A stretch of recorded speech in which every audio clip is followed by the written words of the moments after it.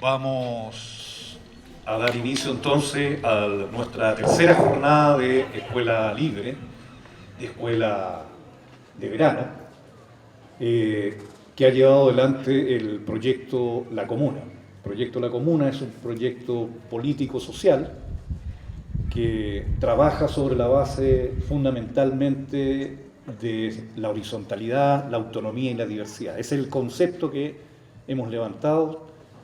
Nos movemos como iguales y entendemos que el espacio, el territorio de la comuna, fundamentalmente, y los barrios que la componen, es el espacio donde podemos hacer política que apunte a modificar, a lo menos sustancialmente, todo el modelo y todo el sistema que tenemos encima. Antes de presentar al expositor de hoy día,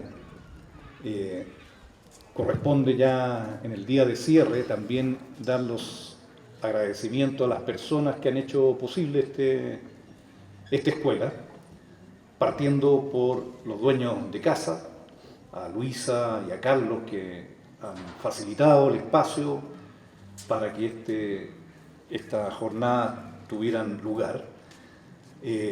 Agradecer a Fidel, que además es el profesor de canto, que ha facilitado también sus equipos de sonido, a las personas que han realizado los talleres, a José Semilla, no sé si está por ahí, que es la persona del taller de huertos, a Iván Arellano, que es el profesor del taller de cine, el propio Fidel, que está en el taller de canto, a Adolfo Estrella, que también está por ahí, que está en el taller de revuelta y construcción de vínculos comunitarios.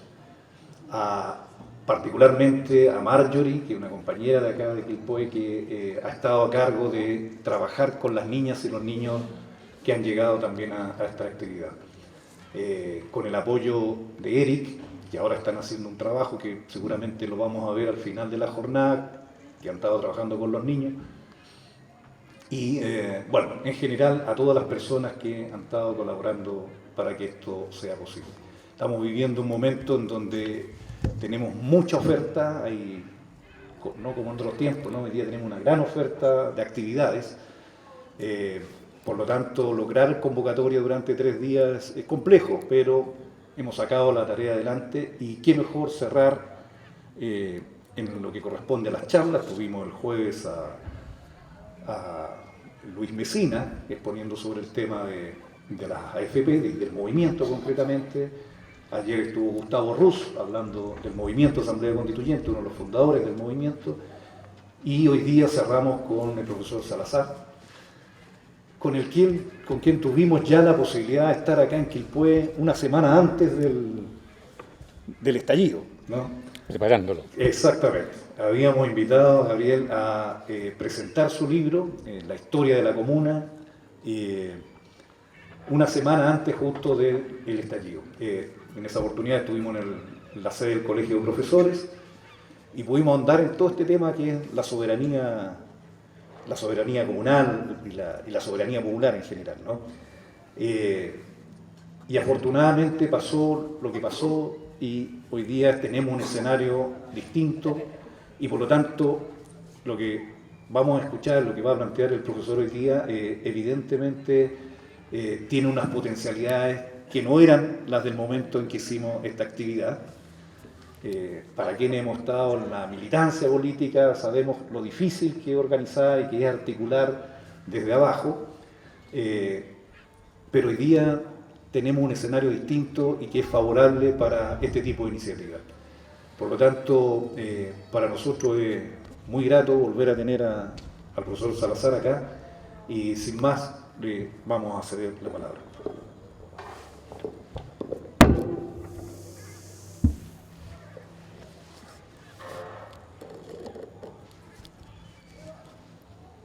Ya tenemos como 3/4 de poco más.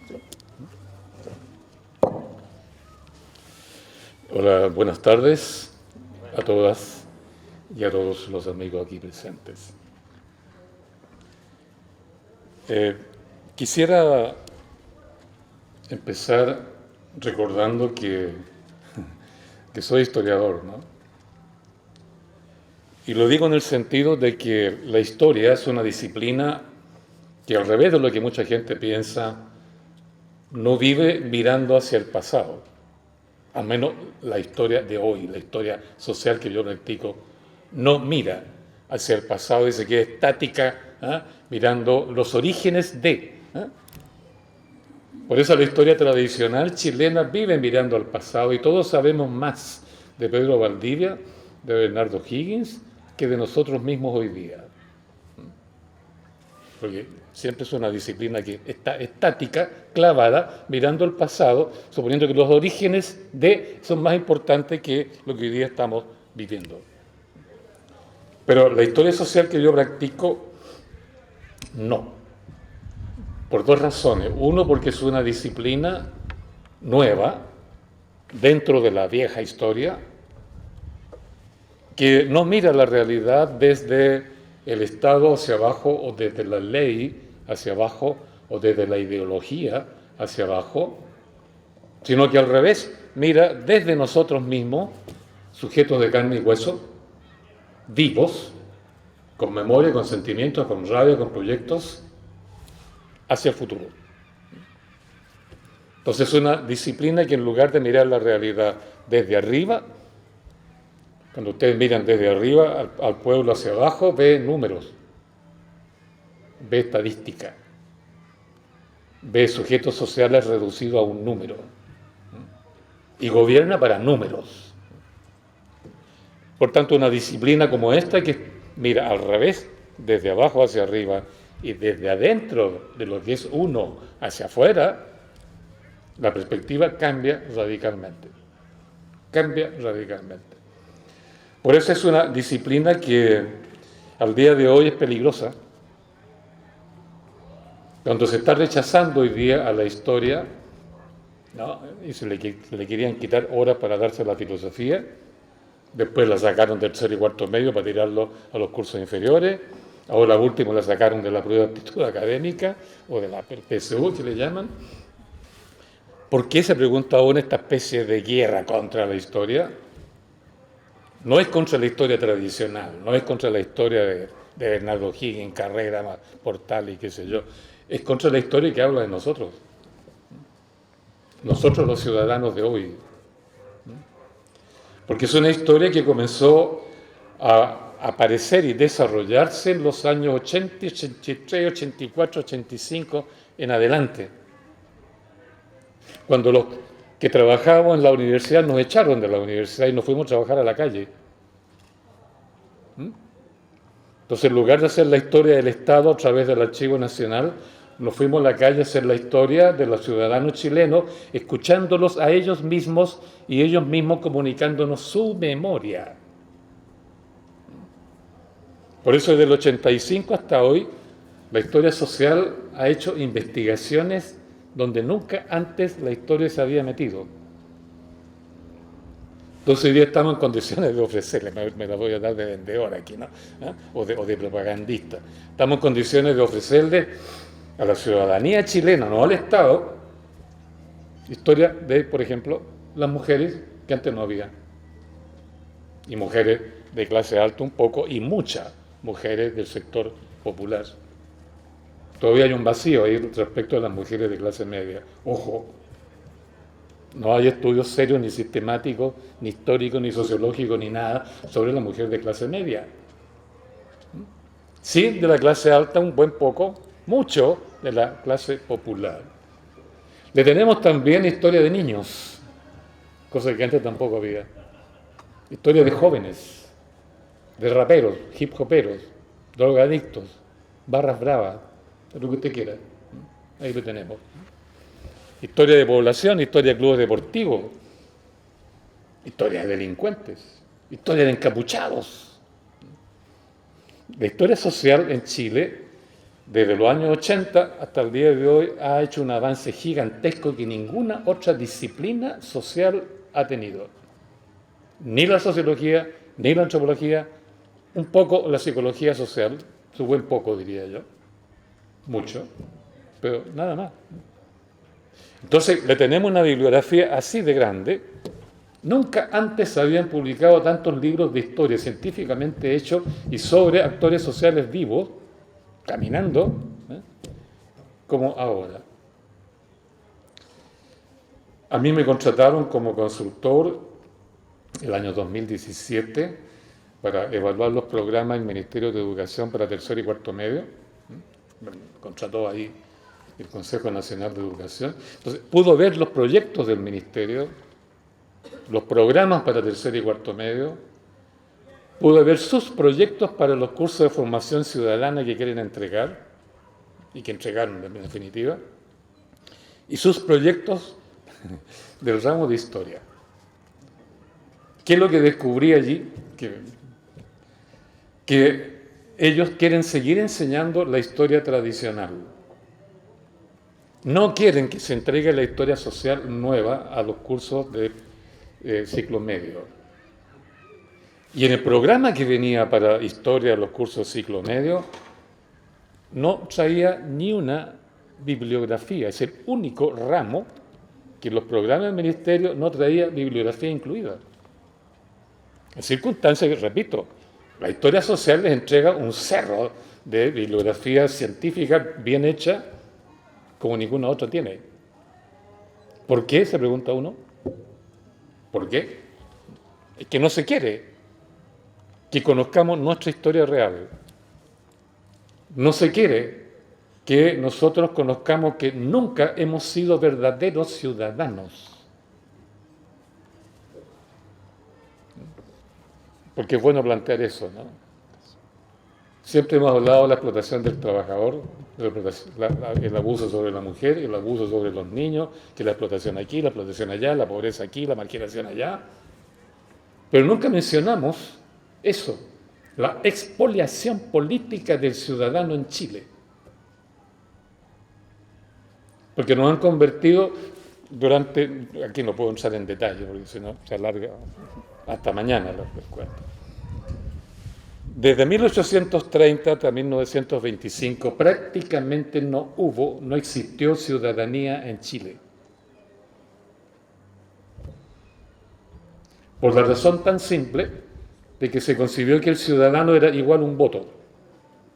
Para empezar, ciudadano igual a un voto. Y entre 1830 y 1925, todas las votaciones, todas las elecciones, o fueron manejadas por el presidente durante 100 años, él elegía a quien quería, porque manipulaba todas las urnas. Y si no era él, eran los hacendados que, desde las comunas, porque después llevaron el control de las elecciones a las comunas, a los municipios, desde las comunas los hacendados controlaban también las elecciones y manejaban las urnas y todos los votos. Hay cuadros que son patéticamente absurdos de las elecciones chilenas. Imagínense, las urnas las ponían, como que dicen, ahí en la calle, debajo de un sauce para que estuviera fresquito, a la orilla de una sequía, y ahí estaban ahí controlando, ahí llegaban los ciudadanos a votar, y de repente aparecía la caballería, la policía, digamos, mandada por el subdelegado, o por el intendente, o por el gobernador, pero no por los milicos, porque los milicos estaban subordinados en esa época a los intendentes. Venían corriendo y a caballazo se arrancaban con la urna y metían los votos que querían y después la sumaban, tal cual. Y después de 1874 o aparecía la policía comandada por el subdelegado o aparecían los inquilinos a caballo manejados por el patrón, que él les arrebataba la urna a los policías, se agarraban entre ellos y partían arrancando con la urna para poner los votos. Y por 1914, 15, 16 se dio el caso de que el hacendado, primero, eran pillos, ¿no? Primero le dieron voto a todos los inquilinos, sufragio universal, somos demócratas, dijeron, ¿no? Les dimos voto a nuestros inquilinos. Pero ¿qué hicieron con los inquilinos? Los pescaban a todos, 200, 300, 500, hasta 3.000 inquilinos de su hacienda, los subían arriba de un tren, partían, se bajaban, pónganse ustedes aquí se me olvida el nombre ya, en Peldehue, bájense, voten, votaron, ya súbanse, sigamos viaje Paramos ahora, por decir, imaginando, en Pichilemu, bájense, voten, suban, seguimos, ahora votamos en Curepto, podían votar en 4 o 5 estaciones distintas. Por la simple razón que ellos manejaban el registro electoral. Entonces no borraban a los muertos. Entonces un inquilino podía votar por 3 o 4 muertos. Y los muertos ganaban las elecciones. Es que parece chiste, pero eso existió. Es sin contar la venta de votos, lo que se llamó el cohecho. Habían incluso el precio de los votos se calculaba en el día de la elección según cómo iba la elección en tal parte. Vamos ganando, bájale el precio. Acá vamos perdiendo, sube el precio. Bueno, no se ha contado la historia de la ciudadanía en Chile. No se ha contado lo que ha sido la burla de parte de la oligarquía chilena respecto a lo que hemos sido los ciudadanos. Justamente voy a tener que rápidamente escribir un libro ahora de aquí a junio, más o menos, sobre la historia de la ciudadanía, porque no hay nada, no hay absolutamente nada. Hay historia, ustedes saben, del Parlamento, de los políticos, qué sé yo, los presidentes, de las elecciones mismas, los resultados, tal porcentaje, qué sé yo, pero los ciudadanos, cero. ¿Y por qué destaco este hecho? Porque imagínense, 100 años en que no fuimos ciudadanos para nada. Éramos un chiste, éramos títeres, muñecos. Ellos mismos lo reconocieron. Don Luis Orrego Luco, gran escritor, señor de la clase alta, de rancio abolengo, ¿no? Escribió en sus memorias, memoria del tiempo viejo la llamó, en sus memorias, en nuestras ilusiones, en nuestras alucinaciones políticas, dijo él, no nos dimos cuenta que no teníamos ciudadanos en Chile. Eran nuestros títeres. ¿Y por qué estoy destacando este hecho? Porque puede ser un detalle histórico, pero no, claro, no es un detalle histórico. Porque claro, en 100 años no fuimos ciudadanos, no supimos ni sabemos ser ciudadanos verdaderos. Ya. Claro, después del 25, y hasta el día de hoy, se inventó otra cosa. Un ciudadano tiene que tener más de 18 años, los de abajo no corren, más de 18 años. ¿Y en qué consiste ser ciudadano? Que usted deposita un voto individual, secreto, en una cámara secreta cuando yo le diga. Eso hemos sido desde 1925 hasta hoy. Yo voy solito, voy sereno, voy con nadie más, voy solito, entro a la cámara, me identifico, la cámara secreta, oscura, que cuesta harto ver, ¿no? Tiene que hacer una rayita ahí, y eso se convierte en un número, y después puedo salir orgulloso, ¿no? Soy ciudadano, voté aquí. ¿Eso es ser ciudadano soberano? Hasta el día de hoy, ¿no? Somos eso. Bueno, digo todo esto porque justamente hoy día, o a partir del 18 de octubre, hemos decidido ser soberanos plenos, integrales, soberanos. Si lo miramos en perspectiva histórica, desde el 18 de octubre hasta el día de hoy, nos hemos revolucionado nosotros mismos. Y esta es la revolución más importante que estamos viviendo. Pase lo que pase con la estructura, con las constituciones, con las normas que veo, lo más importante es que, como quien dice, nos vestimos de pantalón largo, por ponernos machistas. Crecimos. Hemos decidido ser ahora soberanos, o sea, plenamente ciudadanos. Si lo miramos en perspectiva histórica, ¿no? Este es un cambio radical, el más importante cambio político que ha tenido Chile en toda su historia independiente. Hay que tomarle el peso a eso. Tomarle el peso a eso. Entonces, tan importante como cambiar la Constitución es que terminemos el proceso de construcción de un ciudadano soberano. Alguna vez. Porque el ciudadano del 25 al 73, todos sabemos, se reducía a un votito secreto individual, ¿eh? Un individuo secreto, ¿eh? Que se convierte en un número y los números lo manejan otros. Lo manejan otros. Aparte de eso, ¿qué nos dice la Constitución? Aparte del derecho a un votito, usted tiene también derecho a petición. Y desde el año 25 hasta el día de hoy hemos vivido elevando pliegos de peticiones. Pliegos de peticiones. Muchas veces hemos comentado el asunto del ciudadano pedigüeño, ¿no? Ya, no vamos a hablar de eso, ¿no? Pero mientras más peticionista uno, y muchos en el juego de la petición se cree que uno es recontra ciudadano, ¿no? Estoy exigiéndolo al gobierno, estoy pidiéndolo al gobierno, le hemos demandado, hicimos huelgas, paros, fuimos a hablar con el ministro, somos potentes, pero pidiendo.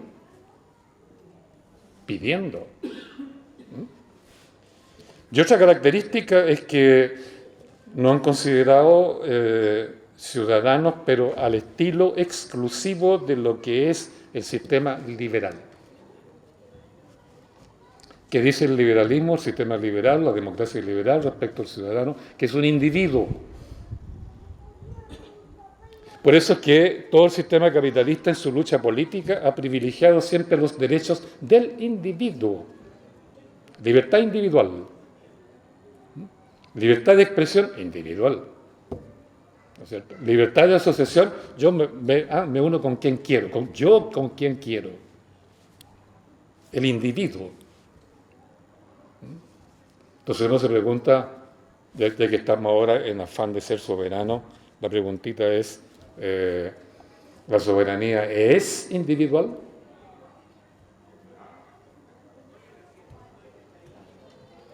Cuando uno hace una rayita secreta, ¿no? Escondido, ¿eso es soberanía?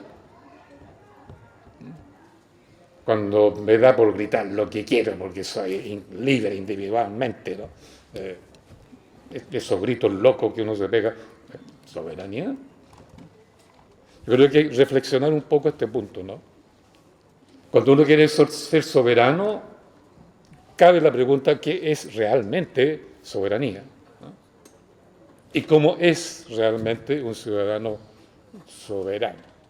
¿No? Bueno, a ese respecto, y viendo otro aspecto de lo que es historia social, la historia social además se caracteriza porque no estudia los hechos ya pasados que se han petrificado como hechos, que están muertos y se convierten en cadáveres rígidos. A los historiadores viejos les gusta eso, porque un hecho ya rigidizado como un cadáver, ¿no es cierto?, frío ahí, como piedra, yo lo puedo estudiar objetivamente como si fuera físico, o sea, científico. En cambio, la historia social no. La historia social dice, nosotros no estudiamos los hechos muertos fríos como piedra, estudiamos el movimiento histórico, la vida histórica, el movimiento. El movimiento. Por eso uno comienza a ver los estallidos ciudadanos, los movimientos colectivos, los movimientos del pueblo, y uno los ve en su movimiento, y uno los ve, aquí estalló, aquí lo ametrallaron, aquí se paralogizó, aquí se acabó. Entonces uno tiene como una mirada, digamos, científica de qué es lo que es un movimiento social. Estos fueron los factores, aquí se desencadenó, aquí apareció en el espacio público, aquí provocó el estallido, aquí lo reprimieron, aquí lo masacraron, aquí le dio miedo a la muerte, con el miedo a la muerte se fueron para la cárcel, el movimiento se extinguió. Entonces uno ve un proceso de cierta duración. Y lo ve en el tiempo, ya tenemos como 15 movimientos similares en nuestra historia. Todos han terminado con que miedo a la muerte para la casa. Todos cual más cual menos han terminado con que salimos a la calle, queremos ser soberanos, queremos cambiar esto, queremos cambiar lo otro, y la oligarquía nos dice, eso es desorden público, subversión, sedición. Señor comandante en jefe, ametrállemelos. Y siempre nos ametrallaron. Y el ametrallamiento produce, repito, miedo a la muerte. La muerte anda en la calle, como quien dice. Y cuando hay miedo a la muerte, yo me porto bien, me voy para la casa. Y el gobierno, o la tiranía, o lo que fuere, es exactamente lo que espera. Los díscolos se fueron para la casa, bueno, dictemos ley a nuestra pinta, porque no va a haber oposición. Y así surgió la Constitución del 33. Fue un poco distinta, pero otro día podemos hablar más en detalle de la Constitución del 25. Así surgió también la Constitución del 80. Entonces, por eso que un historiador, viendo las características del movimiento histórico y mirando lo que está pasando hoy día, descubre lo siguiente. Resulta que aquí están los factores, salimos a la calle con rabia, ¿no es cierto?, provocamos un estallido y no hubo ametrallamiento. Digo ametrallamiento, no digo violación de derechos humanos por aquí, por allá, 200, 300, 400 casos aislados. ¿Por qué digo ametrallamiento? Porque el ametrallamiento es el que produce miedo a la muerte. Y con miedo a la muerte uno se va para la casa. Pero esta vez hubo toque de queda, milicos en la calle, y nosotros solamente salimos a la calle, son las 12, bueno, salgamos a tocar las ollas. Nos sentamos encima del toque de queda, cosa que en la época de Pinochet partíamos corriendo, a las 11:25 allá para la casa. Entonces, en los procesos históricos, en el movimiento histórico, aquí hay algo distinto. No estamos aquí con miedo a la muerte. Los chiquillos que van a la Plaza de la Dignidad de Santiago no le tienen miedo a la muerte. Por tanto, este proceso puede continuar. Eso hay que tenerlo bien claro. Y nuestro afán de ser soberano, ciudadano soberano, puede continuar. Más aún, debe continuar. Debe continuar. Porque la historia que ve las cosas en movimiento dice, claro, no hubo miedo a la muerte, no hubo metralla, el movimiento sigue, entonces uno dice, ¿cómo tiene que seguir? ¿Dónde puede llegar? Y sería absurdo que abriéndose las grandes alamedas, como decía Allende, ¿no? Abriéndose las grandes alamedas, pudiendo seguir el caminito hasta donde le dé la gana, entonces sería absurdo que nos enredáramos, no avanzáramos, no nos siguiéramos potenciando como pueblo o ciudadanía soberana y nos contentáramos con la triquiñuela que nos tiraron encima los políticos.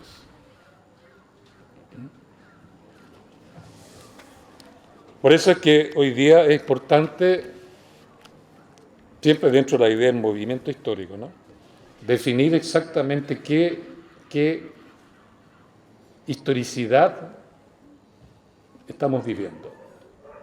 O como decíamos antiguamente, ¿te acuerdas? Los análisis de Cipona, Situación Política Nacional, que hacíamos en la época de Allende, ¿no? Siempre nos hacíamos la pregunta, ¿cuál es el carácter del período que estamos viviendo? O sea, ¿cuáles son los signos de los tiempos? Exacto. ¿Cuál es el carácter del período? Nosotros llegamos a la conclusión, el capitalismo está en crisis, esa es la típica cuestión, el capitalismo está en crisis, por tanto, acción revolucionaria. Uno puede preguntarse ahora, ¿cuál es el carácter del periodo que estamos viviendo? ¿Cómo se puede definir en 2 palabras? Y las 2 palabras que surgen aquí, clarito, es que hoy día estamos ante un conflicto profundo, inédito en la historia de Chile, y que tenemos por un lado el derecho escrito, la Constitución del 80 y todas las constituciones anteriores. Y por acá tenemos la soberanía. La soberanía, que tenerlo clarito, no depende del derecho. La soberanía no está en el derecho. La soberanía es anterior al derecho por encima del derecho, posterior al derecho, por tanto pueden oponerse como cuestiones distintas. Y la soberanía no radica, repito, en el derecho, no radica en el Estado, no radica en el Congreso Nacional, no radica en ciertos políticos que se creen dueños del poder constituyente. No voy a nombrar a uno chiquitito que siempre dijo el poder constituyente radica en el Congreso, decía él. No. La soberanía es una cualidad inherente al ser humano vivo, en tanto vive en comunidad. Esto lo hemos dicho en otras oportunidades, tal vez en la otra conversación que tuvimos acá, que la soberanía no es una voluntad individual, es una voluntad colectiva. Y si es una voluntad colectiva, entonces ¿dónde puede surgir? ¿Dónde podemos construir? Donde podemos construir una voluntad colectiva. ¿Y cómo se construye una voluntad colectiva? Así, deliberando, conversando, dialogando. ¿Y dónde es más fácil construir una voluntad colectiva? En un vecindario, o sea, en la comuna. No en la nación. La nación es una abstracción genérica. ¿Te fijas? En nuestra historia política, la nación es, como quien dice, la colmena de los políticos. Ahí mandan ellos. Es muy difícil ganarle allí a los políticos. ¿Dónde está la soberanía según muestra la historia? No en la nación, sino en la comuna, es decir, donde estamos juntos. Y no estamos juntos por casualidad, estamos juntos por vecindad, por comunidad, por convivencia, por compartir un territorio, por compartir los problemas de ese territorio. Por eso la soberanía surge mejor en el vecindario, en una asamblea territorial, según la forma asociativa territorialmente condicionada. La historia muestra que hay otras formas de asociatividad también, ¿no? Está la asociatividad ideológica, que lleva a los partidos políticos. Y esa asociatividad, claro, conduce a la proliferación, a la multiplicidad, a la lucha ideológica, pero no a la unidad. Que la soberanía requiere unidad. Está la asociatividad gremial, que en Chile todavía es importante. La ideológica está en decadencia, eso ya está clarito. Está clarito.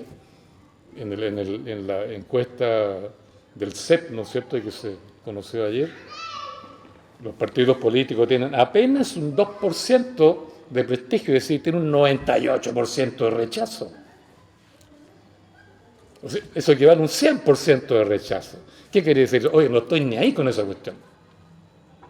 Esa asociatividad ideológica está claramente excluida del sentir, del presentir o del sentimiento de los chilenos. Está clarito. Y no está de más decir que este no es un sentimiento puramente chileno de ahora, porque desde, por ejemplo, un par de detalles. 1891, el presidente de Balmaceda, ustedes lo derrotaron, el ejército mercenario, que derrotó al ejército constitucional, se encontró solo y se suicidó, ¿no es cierto? Pero antes de suicidarse escribió un testamento político. ¿Qué dijo él allí? En lo fundamental. Dijo que el destino de Chile, si podía ser mejor, si podía progresar, tenía que pasar por una reforma política profunda que hiciera de los políticos o de los representantes del pueblo gente responsable ante el mismo pueblo. Porque hasta allí los políticos no eran responsables ante nadie. Porque desde 1830, pasando por el 1891, hasta el día de hoy, estamos eligiendo gente sin mandato soberano nuestro. Lo elegimos sin mandato. Entonces el tipo, si quiere, cumple lo que prometió, si quiere, no lo cumple, no le pasa nada. Si quiere, prometió una cosa y después hace otra, no le pasa nada. Si votamos por él porque iba a ser revolucionario y resulta que ahora es neoliberal, tampoco le pasa nada. Porque no son responsables.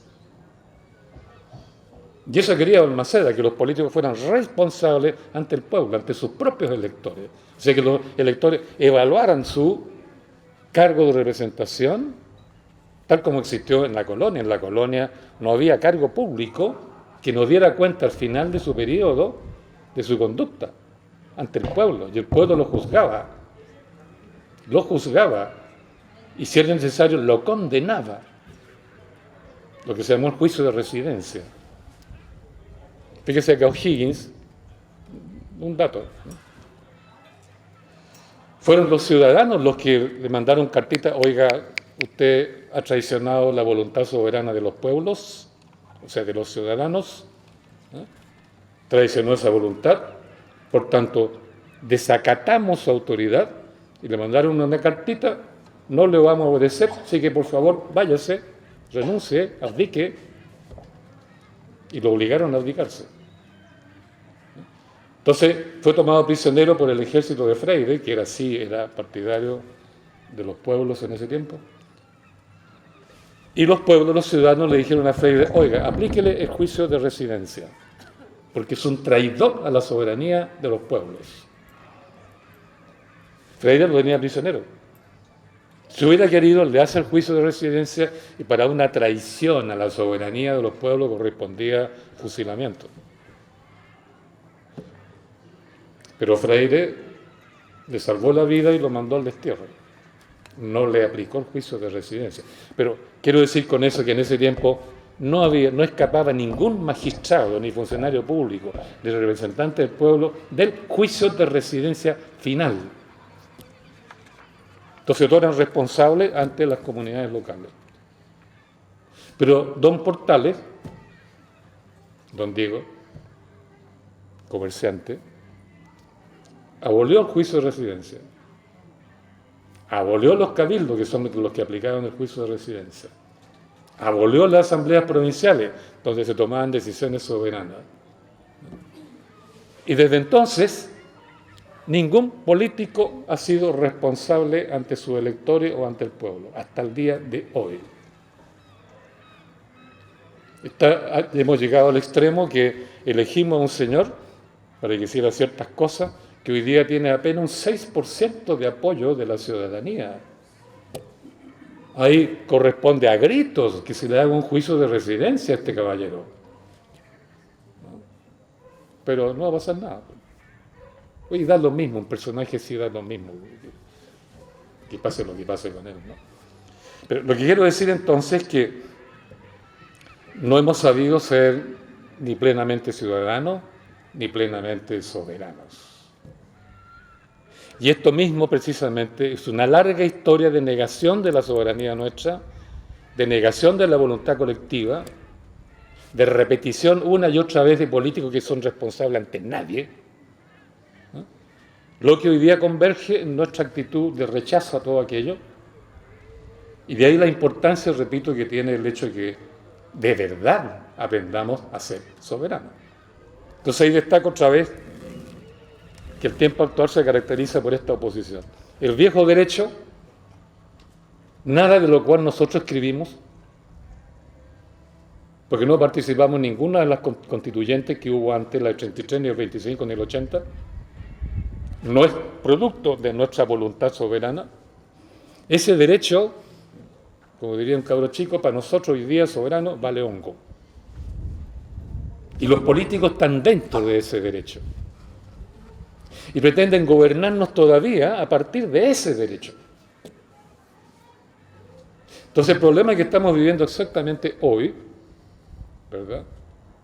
Porque con la movilización callejera, hay que llamarlo exactamente así, con la movilización callejera y con la ayuda del pueblo mestizo, los llamados vándalos, provocamos un desaguisado tal en la vida, entre comillas, normal de este país, que los políticos asustados, entre ellos el propio presidente, dijeron: ya, ok, hagamos una asamblea constituyente. Esto nunca se había logrado antes en la historia de Chile. Que una movilización ciudadana obligara al gobierno de turno a decir: tienen razón, convoquemos una asamblea constituyente. Este es un triunfo del porte de una catedral. pero fue producto de una movilización callejera que les dio susto, porque fue bastante destructiva, como sabemos. Pero si uno mira la historia como movimiento, estamos corriendo el riesgo de que nos gustó tanto la movilización callejera que les dio susto y los otros tuvieron que capitular políticamente, que estamos quedándonos medio parados ahí, ¿no? Como que estamos disfrutando todavía el impacto que generó ahí en la Plaza Italia la movilización de 1.500.000, ¿no? Entonces hay que tomar conciencia de que qué es lo que importa ahora. Obligarlos a ellos a que llamen a la constituyente o nosotros desarrollar la soberanía a la cual pretendemos hasta las últimas consecuencias. El juego nuestro es la soberanía, el juego de ellos es el derecho. ¿Qué camino seguimos? ¿Aceptamos el juego del derecho o aceptamos el juego nuestro de la soberanía? Estamos en esa disyuntiva. Entonces nos tiraron del anzuelito del pacto que lo llaman de la paz, ¿no? Ridículo, el pacto de la paz, ¿no? Con el cual nos ofrecen organizar una asamblea, ojo, nacional constituyente. Que si descontamos la mixta, que es un ridículo, ¿no? Y nos concentramos en la otra asamblea constituyente donde supuestamente habrían puros ciudadanos allí, sin políticos, hay que tomar en cuenta lo siguiente. Es una asamblea nacional constituyente. La nación. Vamos a tener que elegir representantes haciendo una rayita, votando unos 150 personajes para que ellos discutan, deliberen en esa asamblea constituyente. Si ustedes piensan un poco qué significa eso. Claro, va a haber una asamblea constituyente que nosotros logramos imponer, pero, primero, ¿en qué consiste la participación nuestra como ciudadanos de carne y hueso? Rank and file, dicen los gringos, de ahí de abajito. En eso, hacer una rayita otra vez. Elijo a este señor, pero él me va a representar, él va a discutir, él es constituyente, yo no. Me quedo con la rayita. Voy a seguir siendo el viejo ciudadano de la rayita. ¿Eso queremos? ¿Eso es lo que el movimiento quiere en el fondo? ¿Quiere participar o quiere de nuevo elegir gente?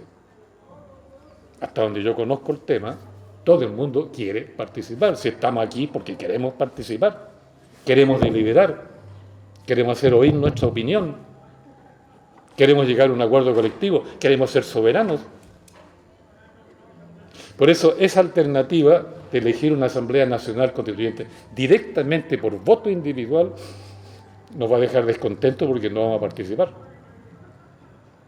Y con toda seguridad, dentro de estos 150 electos por voto individual, se nos van a colar un porcentaje importante de políticos tradicionales, o acólitos de políticos tradicionales, o militantes de base de partidos políticos tradicionales. ¿Queremos eso? ¿Queremos eso si hay un rechazo del 98% de la población contra los partidos políticos y los políticos, y el Congreso y todo aquello? Es un problema. Y por otro lado, ¿no? Hay que considerar que, bueno, lo más importante es que si se hace eso, si elegimos una Asamblea Nacional al tiro con un voto individual, ¿no? Entonces todos los cabildos abiertos, los miles de cabildos abiertos que hay en Chile, tienen que desaparecer. No jugaron a la larga ningún rol. Fue un gesto. Fue una aventurilla, fue un tiro al aire. ¿Queremos eso? ¿Queremos eso?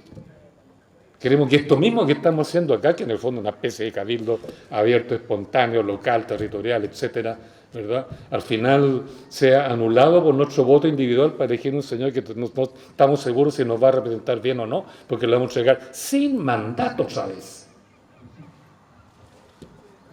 La gente que vamos a elegir para la Asamblea Constituyente, según los políticos, la vamos a elegir sin mandato, porque nada más que su nombre. Bueno, por eso yo creo que hoy día lo que tenemos que tener muy claro, ¿en qué campo estamos? ¿El campo de la soberanía? Juguemos el juego de la soberanía.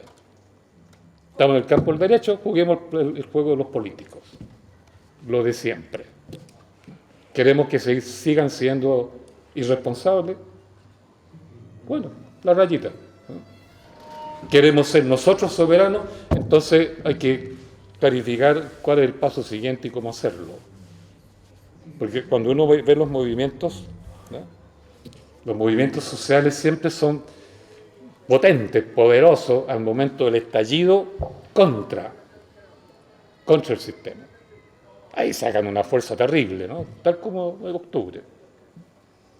Pero no bien pasan de esa etapa, la etapa siguiente ya no es volver a repetir el estallido. La etapa siguiente es organizar la propuesta propia para imponerla. Se pasa de la etapa de la catarsis, me saco la rabia, ¿no es cierto?, y salgo a la calle, ¿no?, a la etapa en que, oiga, deliberemos tácticamente y estratégicamente para alcanzar exactamente los objetivos que queremos. Hay que ponerse ahora pragmático, racional, estratégico, táctico, tipo milico, ¿no?, para lograr lo que queremos. Y esta es una segunda etapa que a los movimientos sociales siempre les cuesta,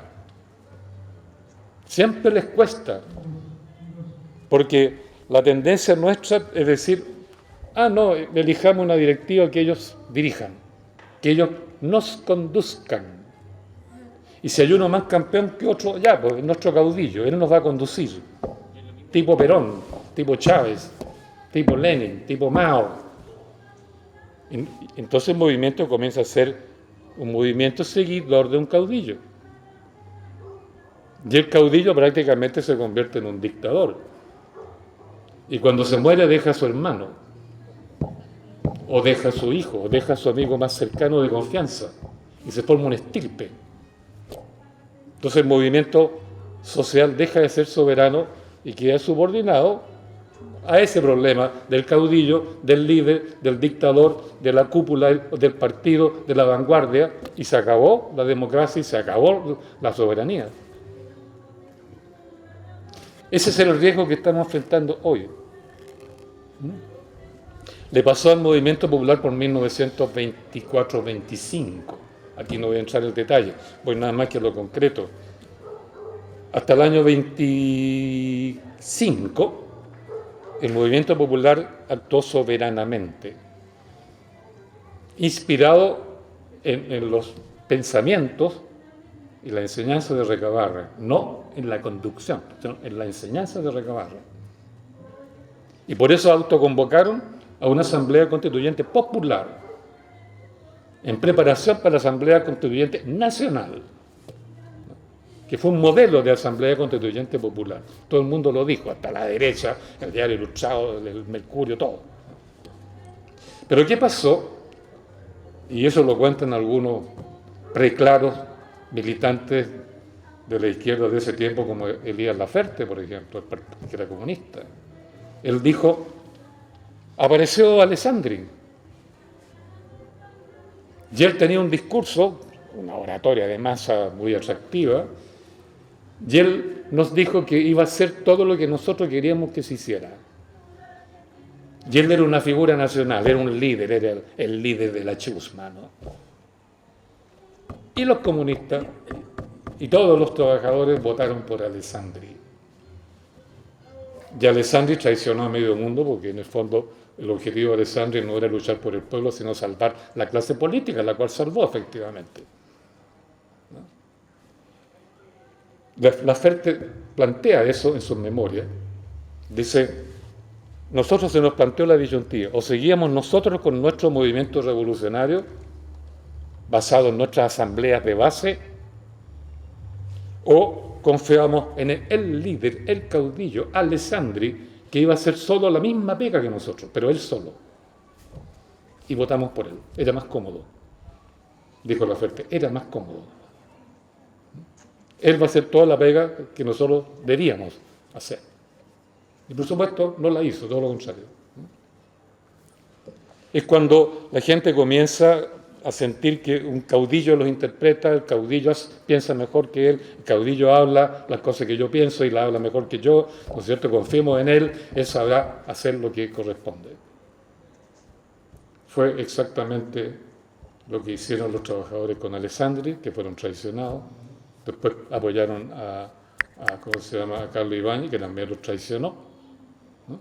Fue el problema de todos los que apoyaron a Perón, que si bien no lo traicionó en vida, el peronismo sí ha traicionado a la larga al movimiento popular, que en Argentina no hay tampoco, menos que en Chile, verdaderos ciudadanos soberanos, ¿no? Por eso estamos viviendo un periodo muy peligroso, porque tenemos que hacer nosotros lo que es la segunda etapa, donde corresponde deliberar qué queremos, cómo lo vamos a hacer, cómo vamos a imponer nuestro proyecto, cómo nos vamos a separar de los que quieren agarrarse el derecho para atraparnos a nosotros en su propia red. ¿Cómo lo hacemos? Como no sabemos hacerlo, estamos en peligro. Estamos en peligro. Porque a lo mejor solamente vamos a querer repetir la etapa de octubre y volver en marzo a hacer lo mismo que hicimos en octubre. Pero ahí no avanzamos nada en imponer nuestro proyecto constitucional. Claro. Bueno, ahí vamos. Yo creo que quiero destacar el riesgo que significa no saber hacer el segundo paso, no saber dar el segundo paso, o no saber que hay un segundo paso. Porque con lo primero fue exitoso, uno tiende a repetirlo. Fíjese que el modelo anterior que nos convirtió en ciudadano igual un voto, un individuo igual un voto, nos mandó a la calle como peticionistas a marchar. Y aprendimos a marchar en los años 30, igual que los nazis, porque los nazis pusieron el modelo, y estamos marchando desde entonces. Y como lo hemos hecho bien, y metemos susto, no hay duda que metemos susto, nos gusta la cuestión, ¿verdad? Pero la fase siguiente, que hay que construir lo que queremos, cuando hay que ser racional, pragmático, estratégico, y controlar que nadie perdona la expresión, se escape con los tarros, ningún candidato a caudillo, ninguna vanguardia pretenciosa, porque eso es lo que hay que cuidar. Ayer estábamos anoche con el Colegio de Profesores de la Sexta Región, ¿no? Tranquilo. Y surgió la pregunta ahí, ¿cómo evitamos que nuestro movimiento genere oligarquías, o genere caudillos, o genere aventureros, o genere vanguardia, que van a destruir la democracia soberana del pueblo? Y surgió la pregunta. Y ahí estuvimos un rato deliberando con ellos, y ahí llegamos al acuerdo siguiente. Dos cosas. Uno, nunca elegir a nadie, pero a nadie sin mandato previo. Nunca hay que elegir a nadie sin mandato de la base soberana de la asamblea de base. Si elijo a alguien sin mandato es que le entrego una carta en blanco. Mira, tú me representáis a mí, pero haz lo que quieras. Y eso es un absurdo. Entonces llegamos a esa conclusión. Eso hay que imponerlo en todas partes. Nunca elegir a nadie sin mandato. Y ahora los políticos quieren que elijamos los representantes de la Asamblea Constituyente sin mandato previo, simplemente elegir la persona. Es eso mismo. Lo segundo que acordamos es que hay que mantener la Asamblea de base a como dé lugar. Nunca hay que diluir la asamblea de base, porque ahí está la soberanía. La soberanía está en la asamblea. Hay que mantener la asamblea. Observando este fenómeno puedo decir que, bueno, es casi una rareza, pero ocurre en Chile. La única asamblea revolucionaria que ha tenido Chile, la asamblea revolucionaria, tal cual suena, asamblea, ¿no?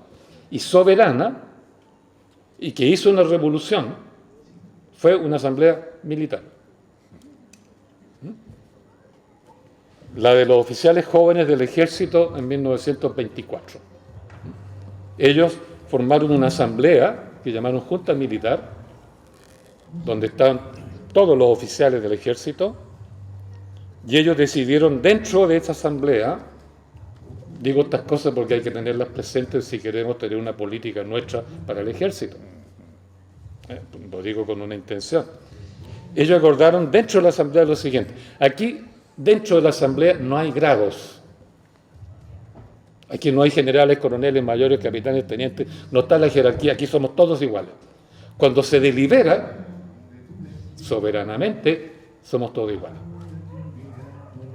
Por eso los milicos, los oficiales del ejército, los oficiales jóvenes, abolieron los grados y esa asamblea funcionó, por tanto, democráticamente, donde coroneles, tenientes estaban en un mismo plano de igualdad.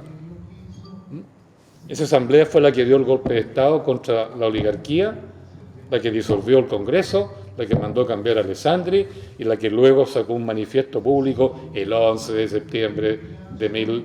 ¿Ese ruido dentro o de fuera? Ah, ya. Sacan un manifiesto público, fijarse bien, el 11 de septiembre de 1924, los oficiales jóvenes, la asamblea que digo, donde dicen: hemos dado un golpe de Estado para eliminar la gangrena que los políticos habían metido en el sistema público, por eso mandamos cambiar a Alessandri, por eso cerramos el Congreso, por eso eliminamos la peste, hecha la operación quirúrgica. Entonces ahora, decía el manifiesto, bueno, estoy empleando mis palabras, convocamos al pueblo para que se organice en una asamblea constituyente libremente electa para que el pueblo decida por su propia voluntad cuál es el sistema político en la Constitución que quiere. Eso hicieron los políticos, digo los militares, ¿no? Los generales se rebelaron, hicieron varias cuestiones, los milicos hicieron un consejo, juzgaron una especie de juicio de residencia de los generales y lo acusaron de traición a la voluntad soberana de la Junta Militar. Y por votación discutieron si fusilaban o no al que fue presidente de la Junta de Gobierno, general Luis Altamirano, de la alta aristocracia. Y se salvó por 2 votos, que no lo fusilaran. Porque la asamblea manda, dijeron ellos. De todas maneras, los generales después traicionaron el movimiento. En vista de eso, dan un segundo golpe de Estado. Todos los regimientos de la guarnición de Santiago rodean la moneda, toman presos a los generales, los mandan cambiar y convocan a una asamblea popular constituyente libremente electa. Hasta allí todo perfecto. ¿Qué pasó después? Que los mismos militares de la Junta, de la Asamblea Militar Soberana, se autodisolvieron como asamblea. Una cuestión muy discutible que después se arrepintieron hasta la última. Y al disolverse, ¿qué pasó? Cada uno se arrancó con su proyecto personal y apareció el caudillismo de Ibáñez y apareció el caudillismo de Marmaduke Grove, que se pelearon entre sí a muerte y uno tomó preso al otro y lo mandó al exilio. Y apareció el caudillismo peor todavía, la peor clase de Arturo Merino Benítez, que no merece tener el nombre que tiene el aeropuerto de Santiago. Vino el caudillismo, el movimiento se disolvió, los principios revolucionarios del 11 de septiembre desaparecen y viene la anarquía. Y sobre esa anarquía triunfa de nuevo Alessandri. Digo todo esto porque si queremos evitar la anarquía, el caudillismo, la oligarquización en general, etcétera, 1, repito, nunca elegir a nadie sin mandato. 2, mantengamos la asamblea soberana todo el tiempo. Es la única capaz de impedir el caudillismo, el individualismo, el aventurerismo, las ambiciones personalistas, etcétera. Sobre la base de, oiga, a usted le dio un mandato, no está cumpliendo, lo traigo de vuelta, lo juzgo y lo tiro para afuera. Son cuestiones que hay que aprender, porque si no, el movimiento se nos escapa de las manos y se nos convierte, se vuelve contra nosotros, a través del caudillaje el vanguardismo, el aventurerismo o la división ideológica. Eso por un lado. Y por otro lado, es muy importante porque la soberanía depende de nuestra capacidad para deliberar. Deliberar es producir conocimiento. Deliberar es aplicar ese conocimiento. Lo puedo decir de otra manera. Deliberar es producir ciencia social en forma de mandato. Deliberar es hacer que esa ciencia social o ese mandato sea eficiente en resolver los problemas. La deliberación es ciencia. Solo que no la hacen los científicos, la hace el pueblo reunido en asamblea. Aristóteles discutió una vez ese problema para la polis griega y planteó lo que sigue, ¿no? Él dijo: el saber del sabio en Grecia podía expresarse como ley porque el sabio en ese tiempo al mismo tiempo era hombre bueno con respecto a su propio pueblo, y el pueblo lo reconocía como hombre bueno. El ser bueno con el pueblo y el ser sabio permitía dictar leyes buenas. Por eso en griega los dictadores, que en su origen la palabra era positiva, el dictador era el hombre bueno y sabio que el pueblo elegía para que dictara las leyes. Entonces ahí la sabiduría del sabio, del científico, del académico, del scholar, ¿no?, es el que garantizaba las buenas leyes. Entonces Aristóteles le dijo, claro, de repente está el tirano. El tirano tiene la virtud de convertir en realidad lo que se le antoja, porque tiene la fuerza. El tirano hace realidad lo que quiere, lo que sueña en la noche, lo que le dictó su amante en la oreja, etcétera, etcétera. Cualquier cosa, el tirano lo vuelve realidad, si lo hace verdad. Pero ese saber, ese conocimiento, y el tirano es capaz de convertirlo en realidad, es espurio. Ni es verdaderamente sabio, ni menos es bueno, ¿no? Va a ser difícil pelear con esa música. Sí. Menos desde Aristóteles, imagínense. ¿No? Y Aristóteles agregó lo siguiente: ¿qué pasa cuando una muchedumbre, cuando el pueblo delibera en conjunto en asamblea? Ese saber, ¿qué valor tiene? De Aristóteles dijo: el saber que genera el pueblo cuando delibera en asamblea es igual al que produce el sabio bueno. Puede ser superior al del sabio bueno, pero nunca inferior al del sabio bueno. Digo esto porque la soberanía justamente consiste en producir un saber que se aplica y produce bien a la comunidad y es eficiente en producir el bien. Y ese saber es mucho mejor cuando proviene de una asamblea que reflexiona, que delibera, porque en una asamblea todos tenemos memoria distinta, expertise diferente, capacidades distintas, ¿eh? Y podemos juntar mucho más saber juntándonos y razonando juntos que un sabio solito encerrado como Descartes, ¿eh?, en un escritorio oscuro con una estufa al lado porque se moría de frío, solo. Por eso es que la soberanía tiene que respetar, cuidar, privilegiar su capacidad de deliberación en la asamblea. Ahí radica su poder, ahí radica su soberanía y ahí radica la superioridad sobre cualquier otra alternativa que se presenta. Yo creo que eso es lo que tenemos que hacer. Y para terminar el cuento, que me dan ganas de bailar, la verdad que... Claro. Oye, pero ¿por qué no hablamos con la gente de radio? Fueron a avisar, ya fueron. ¿Fueron? Sí. Fueron. Entonces tenemos un día que responde porque si no, molesta mucho, ¿no? Bailemos mientras. Estamos con unos 5 minutos para redondear mientras van ¿Sí? a pagar a... van a... Sí, no, termino de todas maneras porque no es mucho lo que falta. Yo creo que lo que estamos viviendo ahora es justo el momento crucial en que tenemos que pasar de la etapa de la movilización callejera a la etapa de la deliberación productiva, estratégica, táctica para ganar, para hacer realidad lo que queremos. Y eso exige entonces comenzar a deliberar sistemáticamente, ordenadamente, productivamente, ¿no? Entonces eso necesita que nosotros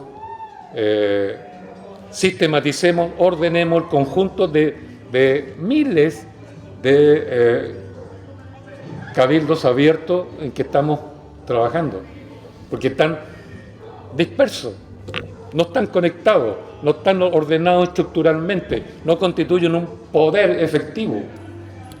Hay que hacer eso. ¿Cómo es la única manera de hacerlo? Bueno, organizándonos de acuerdo a la única forma, la única asociación capaz de dar poder, que es la asociación territorial. La asociatividad ideológica, ya sabemos, divide. La asociatividad gremial, aunque no divide, está de hecho dividida por intereses particulares. ¿Ah? Y se nota en la mesa social. Si bien no pelean, se respetan mutuamente. Y el respeto recíproco impide convertirse en una sola fuerza homogénea que actúe como tal, ¿no? Eso es lógico.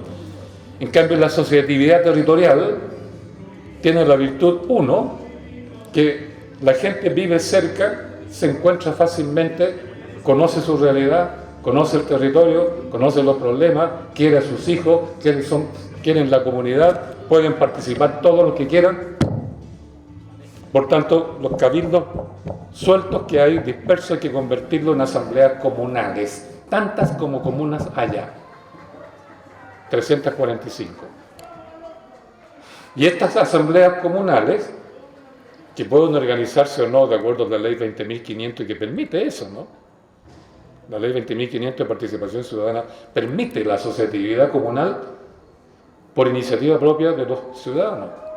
Si quieren, utilizamos la ley, si quieren, no lo utilizamos, pero igual hacemos la asamblea comunal y automáticamente la asamblea comunal la convertimos en la primera fase de la asamblea constituyente,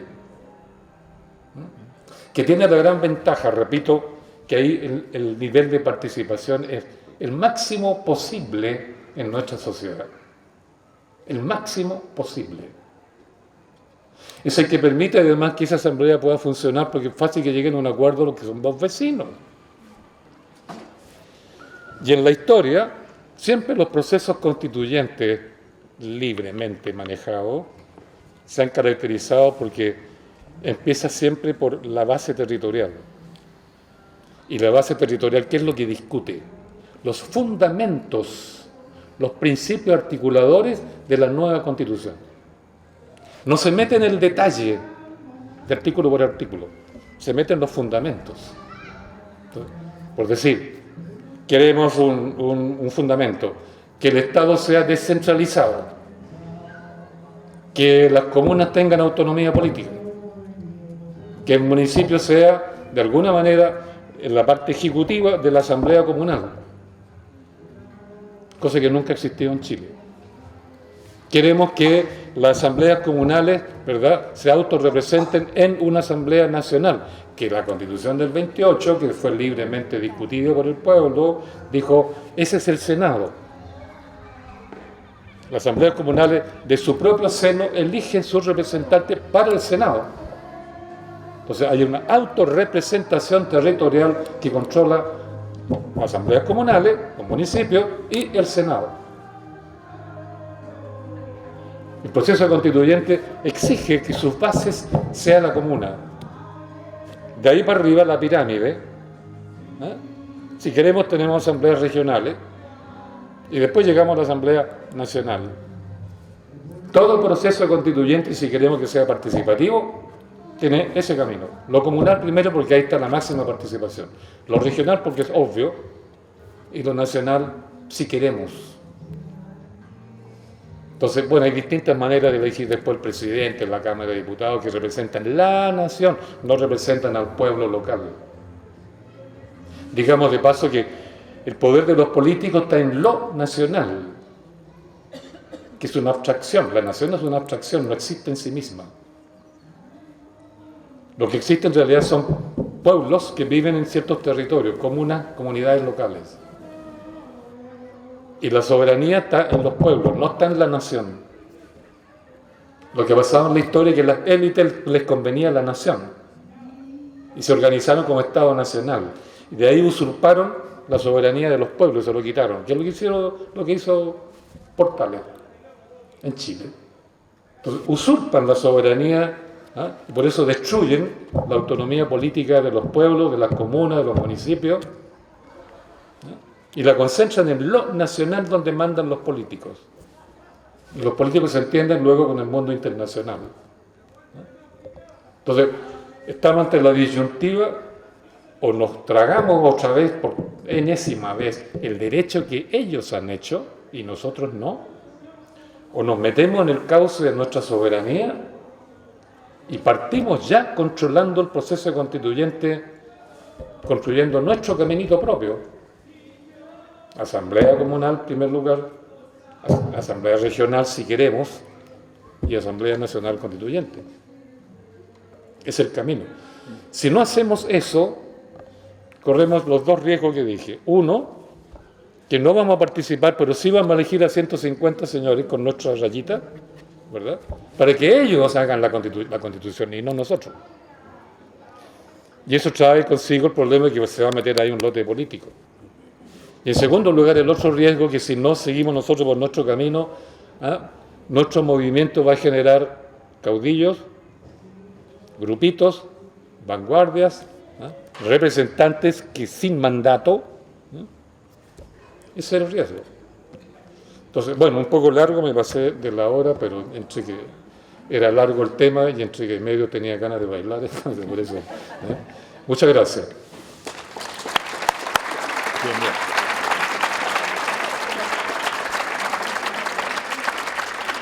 Vamos a responder las preguntas que hay y luego damos otra ronda, ¿ya?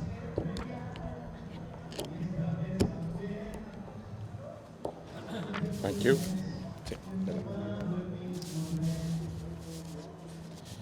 Bueno, lo primero, el pesimismo del compañero, o el poco pesimismo, habría que decir también, de él, se basa en el hecho de que siempre ante situaciones similares, históricamente hablando, los políticos se han unido, y al unirse se agarran de la ley, y al agarrarse de la ley dicen, bueno, que salgan a la calle los defensores de la ley, que son los militares, y los militares salen y ametrallan, y ya lo que dijimos, ¿no? Nos vamos para la casa. Y el pesimismo viene porque eso se ha repetido a lo largo de la historia de Chile. Yo creo que en esta oportunidad ocurrió una de las dos cosas, pero no las dos. Los políticos se unieron, el presidente dijo, hay que defender la Constitución y las leyes, y a defendernos nosotros mismos los políticos, por tanto yo declaro la guerra al pueblo. Y el general, que salió a la calle con el toque de queda y todo, dijo, yo no estoy en guerra. Eso hay que examinarlo a fondo, porque es primera vez en la historia de Chile que un movimiento que es el más grande de toda la historia de Chile, este estallido ciudadano el más grande de toda la historia de Chile, que sin embargo el ejército no sale a la calle a ametrallar, pese a que el presidente a su manera dio la orden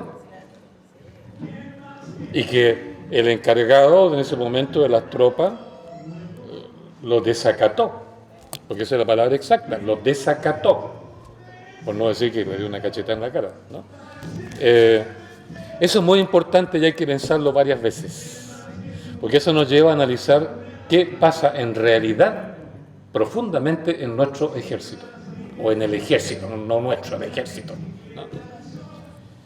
Y eso es bien importante porque no es el mismo del 73, no está Pinochet, se acabó la Guerra Fría, no hay Guerra Fría, ¿no? Partido Comunista hoy día no tiene ninguna incidencia en los procesos.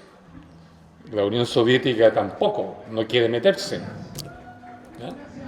Todo el panorama internacional que generó la Guerra Fría, y eso que se llamó, ¿no es cierto?, el internacionalismo del Partido Comunista,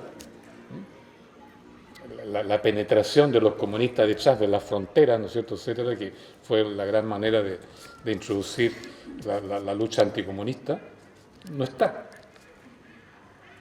No está. En segundo lugar, tengamos presente que los estados nacionales en todo el mundo están debilitados, si es que no desintegrados. Por tanto, la geopolítica de los estados, que se basa en la defensa de la frontera, hoy día no corre, no es importante para la geopolítica de los militares. Hoy día la globalización ha debilitado las fronteras. Las migraciones de los pueblos han roto las fronteras. No respetan, nadie respeta las fronteras.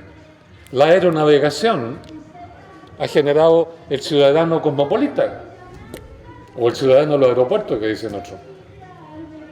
Por tanto, todo ese nacionalismo, la defensa de la seguridad nacional, la doctrina de la seguridad nacional, está debilitada. Está debilitada por el mismo capitalismo, por el capital financiero internacional, por las multinacionales, ¿verdad? Por algo se habla de globalización. Entonces los milicos no están en esa onda fronterista, por decirlo así, nacionalista, ¿eh?, guerra fría, anticomunista, ¿no? En tercer lugar, recordemos, cuando hicieron eso, les fue pésimo. Se desprestigiaron universalmente. Tienen más de 500 oficiales y militares en este momento acusados por violación de derechos humanos. Tienen Punta Peuco que todavía les cuece en su cabeza. No, eso les dolió profundamente. Tienen conciencia, y esto es bien importante, tienen conciencia que su historia militar, en lo que se refiere al pueblo chileno, se ha caracterizado porque no han hecho otra cosa ellos que hacer el juego sucio que la oligarquía necesita que se haga con el pueblo. Porque la oligarquía en sí, los políticos en sí, no pueden reprimir por sí mismos. ¿Ah? No pueden reprimir por sí mismos, no tienen poder, no tienen fuerza. Los grandes capitalistas tampoco, son minorías. Ni la clase política, ni los grandes empresarios son nada como poder sin el ejército. Y el ejército se dio cuenta que el trabajito sucio que esos señores necesitaban que se hiciera, lo hacían ellos. Vigilar durante 150 años las elecciones profundamente corruptas que había en este país. Y ellos vigilaban que se cumpliera la corrupción. Luego masacraron al pueblo, ¿cuántas veces? 22 veces conté yo. Récord mundial de un ejército que masacra a su propio pueblo, que masacra a su propio pueblo. Lo tienen aquí. Entonces, no van a pisar el palito de nuevo. No van a hacer el jueguito sucio que Piñera quería que se hiciera con la gente que estábamos en la calle. Y no lo hicieron. Están deliberando. Entre otras cosas porque ahora los generales, desde los capitanes para arriba, ¿no?, están haciendo estudios superiores, están sacando magísteres, están sacando doctorados, no solo en universidades chilenas, universidades extranjeras, no solo en Estados Unidos, en Europa. Hay doctores, en la Academia de Guerra hay un montón de magísteres y doctores, gente que tiene ya una formación intelectual superior. Entonces ellos están, deliberando. A escondida, porque la ley no les permite deliberar. Y deliberan, claro, en la Academia de Guerra, en el Centro de Investigaciones Militares, en la ANAPE, no me acuerdo cómo se llama exactamente, tienen 4 instancias donde deliberan científica y racionalmente. Entonces no van a hacer la estupidez que hicieron con Pinochet. No van a hacer la estupidez que hicieron en Santa María de Iquique. No la van a hacer. No van a apoyar el jueguito sucio que Piñera necesite. Un presidente que tiene un 6% de prestigio necesita así un juego sucio para mantenerse. No lo van a hacer. Entonces están ahí meditando. Es cierto que hay grupos pinochetistas que son minorías, están aislados, pero existen. Es cierto que hay otros grupos que Luksic, el capitalista Luksic, les da una beca. Todo militar que en los estudios de la academia saca el primer lugar, Luksic le paga una beca de $200.000 para sacar sus estudios superiores en Harvard, en Yale o en una universidad norteamericana de ese porte. Todos los años. Entonces, a la típica viajecito de estudio a la Escuela de las Américas, que era la anticomunista de antes, ahora se agregan las becas Luksic para estudiar estudios superiores en Yale, en Harvard, en todas estas grandes universidades norteamericanas, en la idea de él atraerse a ese grupo, porque las primeras antigüedades, llaman los militares, los que sacan en primer lugar en los estudios, son después comandantes en jefe. Entonces, es cierto, está ese grupo, pero hay otros que están estudiando la realidad de otra manera, y eso me consta a mí porque estamos ahí mirando qué está pasando. Entonces, ¿qué pasa con nosotros entonces? Cuando los militares no nos masacraron, y por el contrario, no es que nos estén apoyando, pero están deliberando, ¿qué posibilidades de reforma pueden ellos aceptar de su viejo estatus? Y nosotros podemos hacerle una propuesta. ¿Qué tal si cambiamos la Constitución y decimos, uno, los militares son esencialmente obedientes, pero a una Constitución legítima? No cualquier Constitución que dicte cualquier oligarca. Legítima. Es decir, donde haya participado el pueblo. En primer lugar, obedientes. Y obedientes a un gobierno que tenga al menos, por ejemplo, el 55% de apoyo ciudadano, no un 6%, un 55%. Tercero, y lo más importante, ¿qué tal si los militares también deliberan públicamente? ¿Qué tal si los militares, decimos, son también ciudadanos? Y si son ciudadanos y pueden deliberar sobre los problemas de Chile, bueno, deliberemos juntos, pues. Deberían estar aquí deliberando con nosotros los problemas de Quilpué, de Limache, qué sé yo qué. Cosa que nunca han podido, porque la Constitución de 1823, la del 33, la del 25, la del 80, dicen lo mismo. Son esencialmente obedientes a la Constitución, no importa quién la dicte, obediente al gobierno, no importa si es aceptado por el pueblo o no, y más encima no deliberan. Estas tres constituciones, ustedes se fijan, han hecho de los militares autómatas, androides, robots, ¿no? ¿Que obedecen a qué? A constituciones ilegítimas y a gobiernos espurios que no tienen una aceptación ciudadana. Ellos se han dado cuenta de eso. Se han dado cuenta. ¿Qué tal si los transformamos en un ejército ciudadano?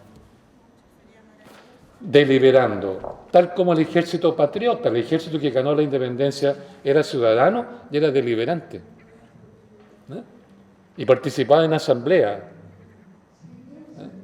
Y tenían cargos políticos, fueron ministros, etcétera. Deliberaban. Portales destruyó ese ejército con un ejército mercenario. Por eso la oligarquía construyó un ejército para su pinta, a su servicio, que es lo que técnicamente se llama ejército pretoriano. El ejército pretoriano es la guardia de una élite. Pretor viene del latín, del Imperio Romano. El pretor era el guardia del emperador, guardia privada del emperador. El ejército pretoriano es la guardia privada de una clase social, de una élite social, de una oligarquía, no del pueblo, no de la nación. Los milicos se dieron cuenta de eso. Recordemos, el ejército patriota deliberaba, era ciudadano, por eso el Portales lo destruyó. El ejército que estuvimos hablando recién del año 24 o 25 deliberó, también fue ciudadano. ¿Qué tal si ahora les proponemos a estos señores, ¿y por qué no deliberan con nosotros? ¿Y por qué su soberano, en lugar de ser la Constitución ilegítima, es el pueblo en vivo aquí con nosotros deliberando? No son ajenos a esa idea. No son ajenos, porque hoy día la globalización le ha traído enorme cantidad de problemas, porque la globalización les obliga a defender no tanto a Chile, sino al mundo global, por el asunto del ciberespacio. Es un cuento largo, ¿no?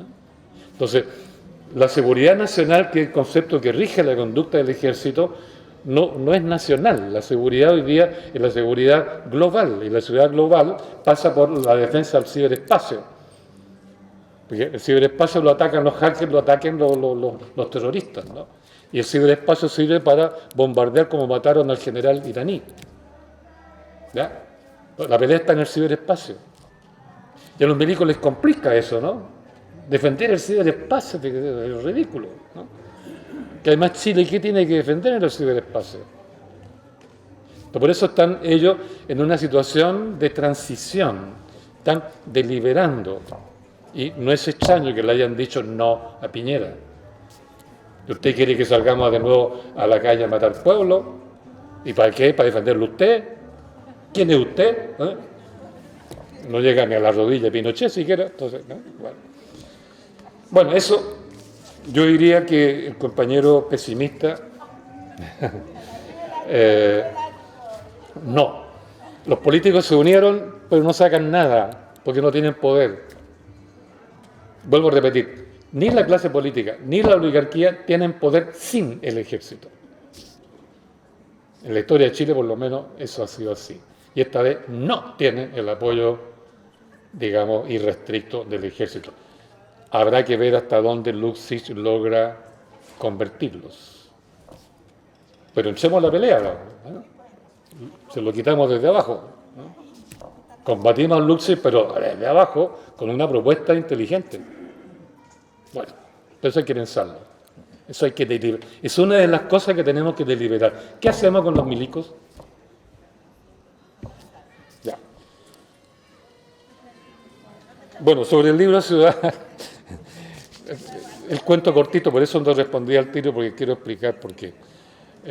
Hace como 3 semanas o 4 semanas atrás me llamaron unas pobladoras de Conchalí, en Santiago, que habían sido antes cartoneras, las que recogían cartón, pero tanto se acostumbraron a trabajar papeles, cartones, que decidieron fundar una editorial de libros que ellas lo hacen.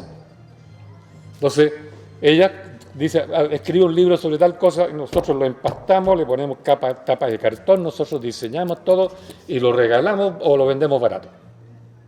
Entonces me llamaron, me dijeron, oiga, Gabriel, ¿por qué no se escribe un libro de, como quien dice, ayuda al ciudadano para este periodo constituyente?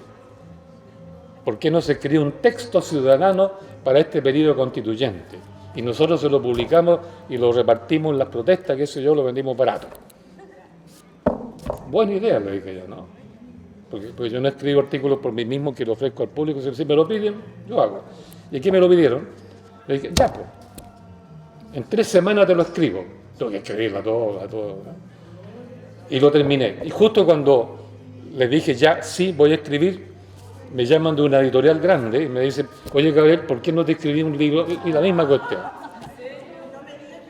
Entonces yo dije, mira, acepto la propuesta de la editorial porque esta puede enviar los libros de Arica, Magallanes, ya lo lleva a España, lo lleva a Argentina, por todas partes. En cambio, las pobladoras pueden distribuir 150 libros. Entonces, yo dije, te acepto que me publiquen ustedes, la editorial grande, el libro, pero a condición que ustedes acepten que también las pobladoras saquen su edición. Y me aceptaron. Entonces, tenemos un contrato, ¿no? Un contrato por el cual la editorial acepta que las pobladoras, con la editorial que se llama Juana Cartonera, ¿no?, edite el libro a su pinta y lo venda como quiera, ¿no?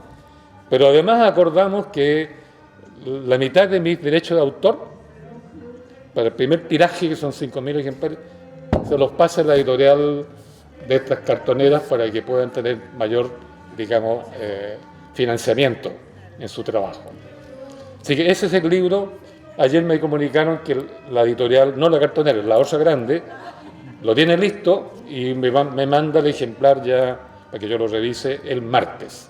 Así que va a salir pronto.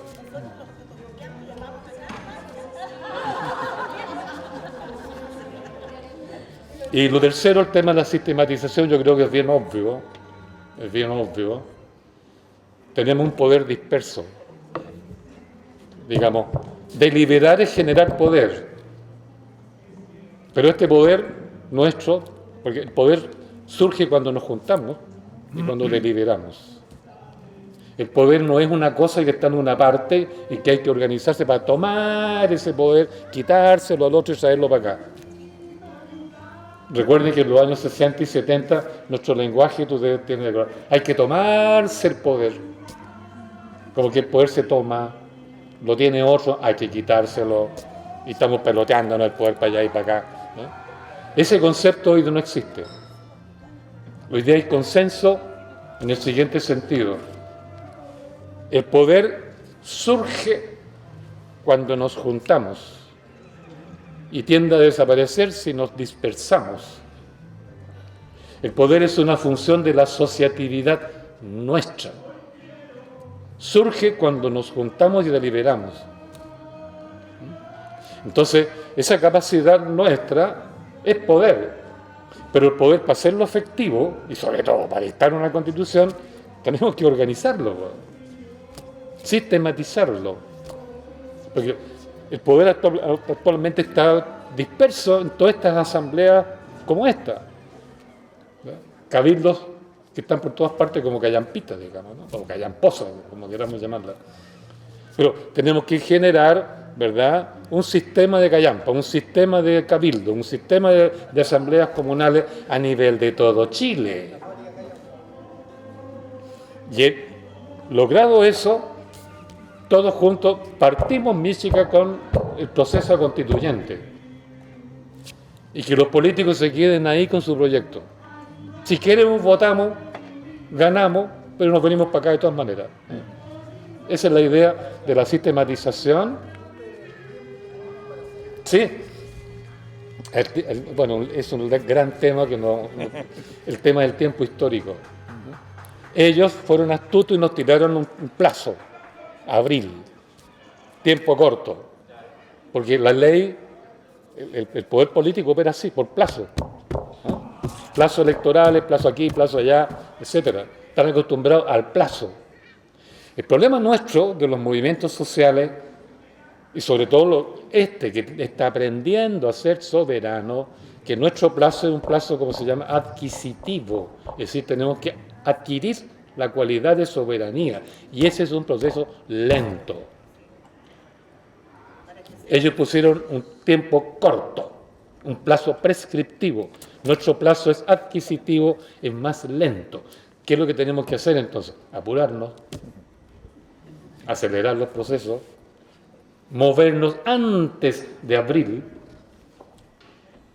lograr crear asambleas comunales constituyentes ya, ahora, en enero, ojalá en febrero y masivamente en marzo, de manera que cuando llegue abril ya tenemos el proceso armado, ¿no es cierto? Primera etapa, en todo caso, pero armado, y entonces ahí decimos, ¿votemos ya o no votamos ya? Votemos ya, pues da lo mismo, vamos a ganar igual, pero este es el proceso verdadero. Eso es la idea. Bueno, hay 4 cuestiones. Yo creo que, de todas maneras, hay que ser esquematísimo. Lo primero, no hay duda que hay trabajo avanzado. Es un hecho. Un tremendo trabajo avanzado. Es cierto que el proyecto definitivo ya es kilométrico, pero para eso tenemos un sorprendente trabajo avanzado. Yo he tenido la suerte de visitar muchas comunidades últimamente, desde octubre para acá, y yo les puedo decir que en muchos lugares se está produciendo esta sistematización de cabildos abiertos para formar asambleas comunales primero y en otros casos asambleas regionales. Eso lo encontré en Valdivia. Estuve justamente presente en un evento organizado en una asamblea de la región, donde llegaron representantes de asambleas comunales de toda la región y para discutir cómo se diferenciaban de las órdenes de Santiago, adquirir autonomía y, de alguna manera, sumarse al proceso constituyente ya. De Arica, donde estuvo hace, no me acuerdo, un mes y medio atrás, una cosa así, lo mismo, están organizando esto por iniciativas los ¿cómo se llama? Los habitantes de allá. No solo los aymarás. Lo mismo. Asambleas de asambleas, es decir, formar asamblea comunal a partir de asambleas locales. Lo mismo en otras partes. El proceso avanza en esa dirección, intuitivamente, un poquitito desordenadamente. Yo sobre esto quisiera decir lo siguiente. Dentro de los plazos adquisitivos que son largos, suele ocurrir en la historia, en procesos como este, que de repente se producen aceleramientos que nadie entendería por lo rápido que se produce. La gente puede aprender en 2 días lo que no ha aprendido en 100 años. Son fenómenos explosivos. Yo creo que sí, uno de estos procesos en que va generando una asamblea comunal constituyente para seguir el proceso de la Asamblea Nacional Constituyente, se aparece consolidado en una comuna, esto se va a repetir rápidamente en el resto de las comunas. Son fenómenos que ocurren, no sabemos si va a ocurrir exactamente así, pero dentro de la historia social que uno estudia, suelen ocurrir, no es cosa de otro mundo, es como una especie de milagro. De repente la gente aprende, repito, en 2 días lo que no aprendió en 100 años. Es milagroso que este movimiento de protesta que partió por 30 pesos, ¿no es cierto?, del metro, terminara en una petición a Asamblea Constituyente en menos de un mes. Bueno, hay esperanza por ese lado. Lo segundo que veo acá es el tema del neoliberalismo. En realidad esto ameritaría, maestro, un curso anual. Pero lo único que puedo decir, pues yo estoy muy atento a esto lo estoy estudiando hace años. Lo único que puedo decir, 2 cosas. Uno, la globalización neoliberal, porque van juntas las dos. El neoliberalismo con la globalización van juntos. Topó techo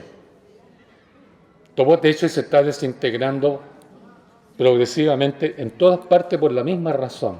Las sociedades civiles, si ustedes quieren el pueblo, o los ciudadanos, como queramos llamarlo, están explotando en todas partes contra el sistema. O a través del proceso como el de Chile, o a través de una reacción tipo árabe que va de frentón a la guerra terrorista. Pero también surge del pueblo, es lo mismo.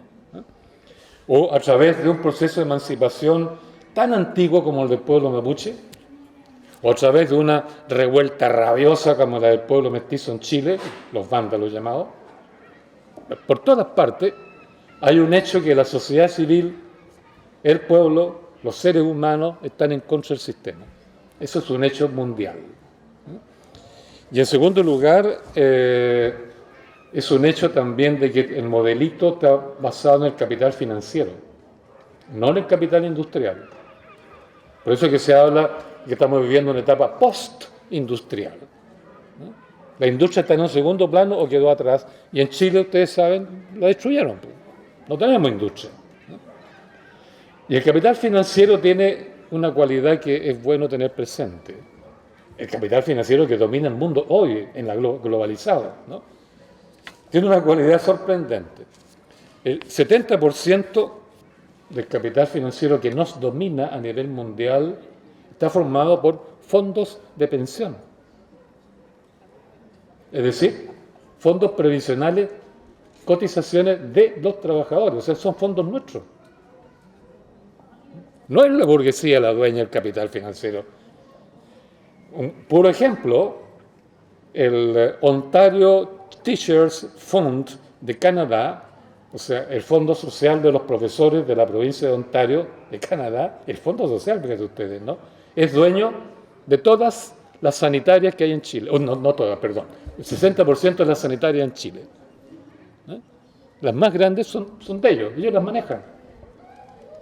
Por tanto, son trabajadores, como nosotros.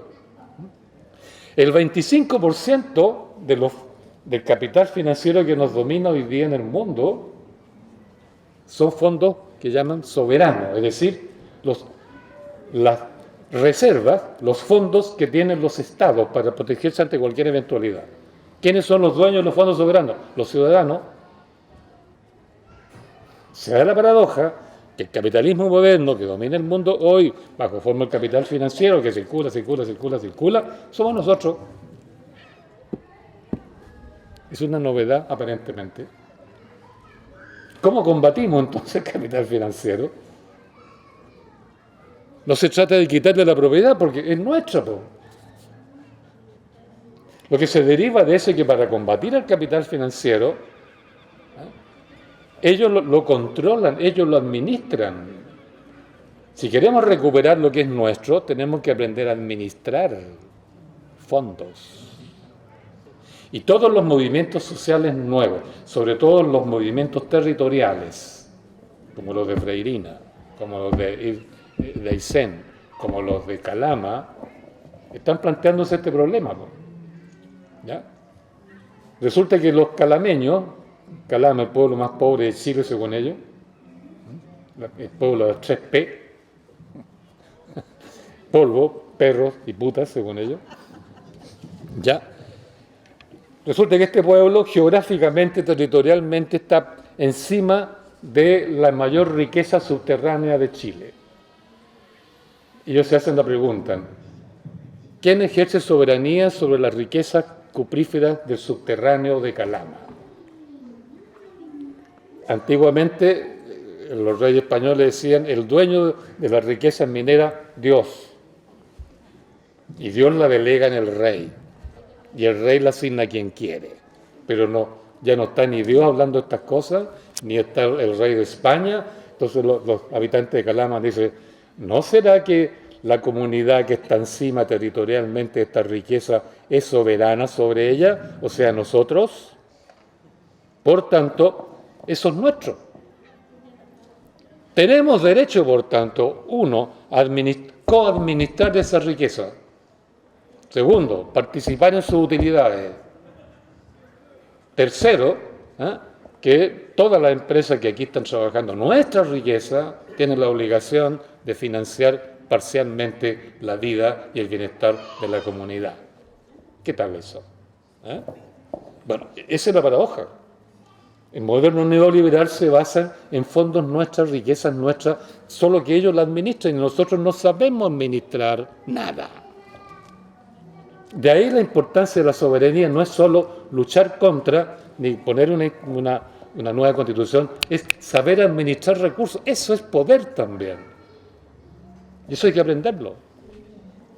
Eso hay que aprenderlo. Y la mejor forma de controlar la riqueza del subsuelo, o los fondos de las AFP, o los fondos de las ISAPRE, o lo que sea, ¿verdad?, es a través de la comunidad. A través de la comunidad, o sea, la asamblea comunal. Eso.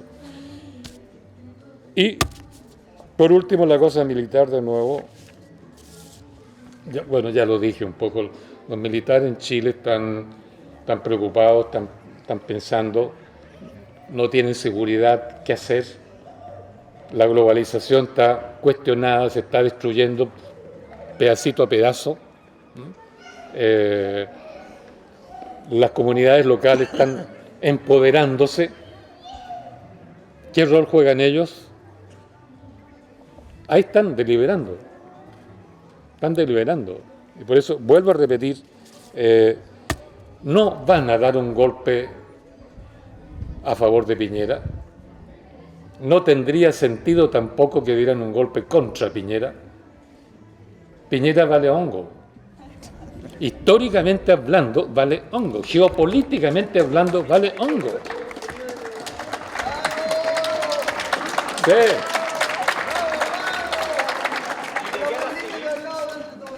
¿Para qué preocuparse tanto de él, no? ¿Para qué jugar a acusarlo constitucionalmente? Si da lo mismo. La apuesta central corre por este lado. Es nuestro juego interno todavía.